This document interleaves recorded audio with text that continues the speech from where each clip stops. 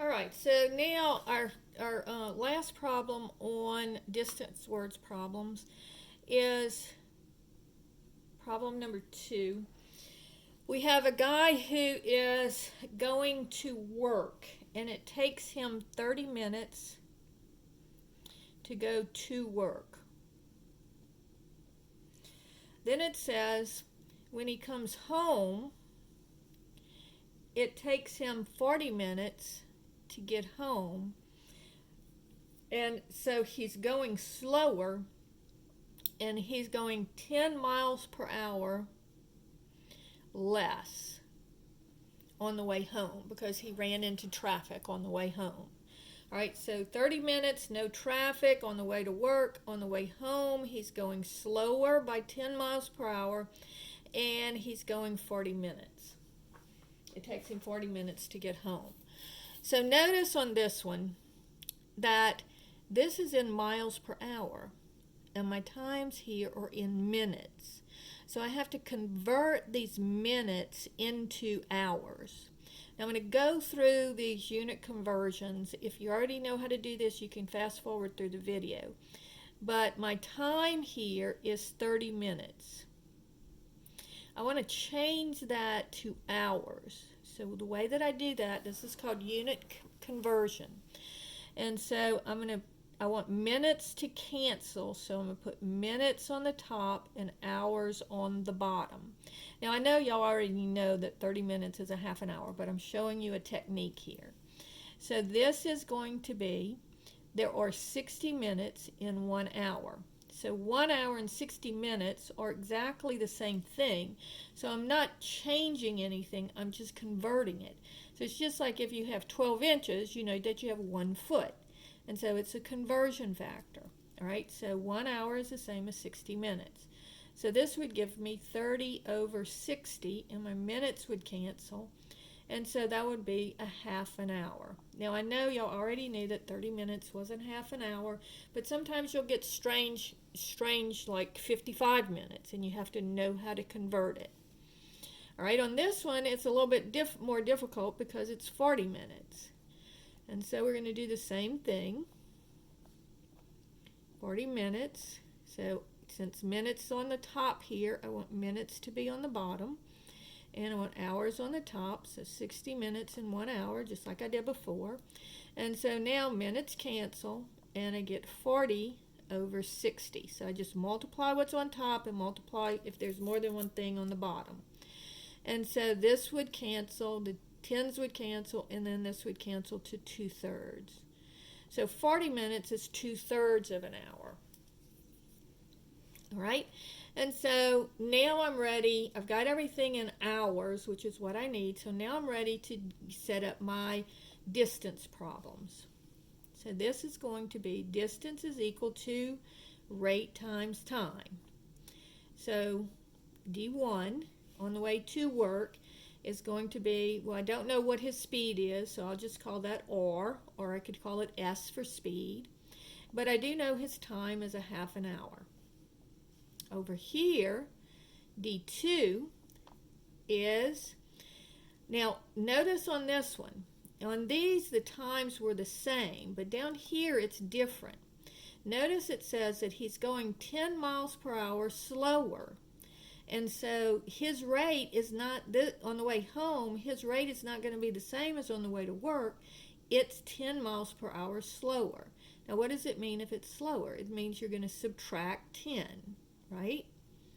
And then his time we found out was 2/3. So again, just using distance equals rate times time. So he's going 10 miles per hour slower, and his time is 2/3 of an hour. So now I look and I say, okay, well, this is one of these return trips. So I'm going to set my distance as equal. So D1 equals D2. So that would be R times 1/2 is equal to R minus 10 times 2/3. So this is R over 1. So multiplying my numerators, I get R times 1 is R, and multiplying my denominators, 1 times 2 is 2. Then I'm going to distribute. So this is R over 1, so 2 times R is 2. and 2r, and then 1 times 3 is 3. So I have 2/3 r. And then 10 times 2/3, this is over 1, so 10 times 2 is 20, over 3 times 1 is 3. All right? So now I need to make my denominators the same. So I need to find out what my LCD is. Well, in this case, it's pretty easy because 2 times 3 is 6. So my LCD is going to equal 6 here. So I'm going to multiply this one to make my LCD 6, my denominator 6. 2 needs to be multiplied by the 3 to make it 6. So multiply this one, numerator, denominator, by 3. So that would give me 3r over 6. Over here, I'm going to multiply numerator, denominator by 2, because 3 times 2 is what gives you 6. So 2 times 2 is 4r over 6. And then here, 2, I need to make my denominator 6, so multiply it times 2. And so I have 20 times 2 would be 40 over 6. And then once my denominators are all the same, as we saw in the rational equations video, you can just scratch your denominators. So now I have 3r equals 4r minus 40. Subtract the 4r, I get negative r equals negative 40. Divide both sides by negative 1 to get the r by itself, and I get r equals 40. So this is my rate, so this would, notice that this is in miles per hour, so this one will also be in miles per hour. So the question on this one would be, how far does he live from work? And so I've got my rate on the way to work, but I need to find my distance. So my distance is equal to r times t. So I knew distance 1 was going to be equal to r, which is 40, times 1/2. So half of 40 is 20 miles. So he lives 20 miles from work. Now again, I can check myself if I come over here.